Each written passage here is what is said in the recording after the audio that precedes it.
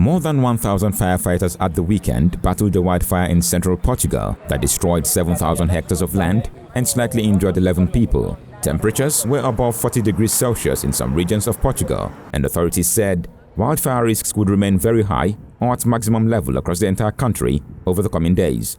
Around 7,000 hectares were destroyed in the district of Castelo Branco in the center of the country, but the commander of the firefighting operation, Gulherme, said the potential risk from the blaze could be as high as more than 20,000 hectares. Smoke and ash from the blaze, which started on Friday, had spread more than 130 kilometers east on Saturday to the town of Fatima, where Pope Francis was holding a service at a revered Catholic shrine with more than 200,000 pilgrims.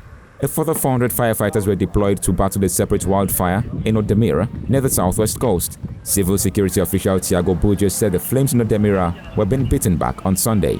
He added that 2 fronts were still active, but a third, which had been heading toward the southern tourist Mecca of the Algarve, was now under control. Authorities warned the risk of wildfires remained extremely high across the country. In neighboring Spain, at least 5 water bomber planes were deployed to a large-scale fire that threatened homes near the southern cities of Puerto Real and Cadiz, a popular tourist destination.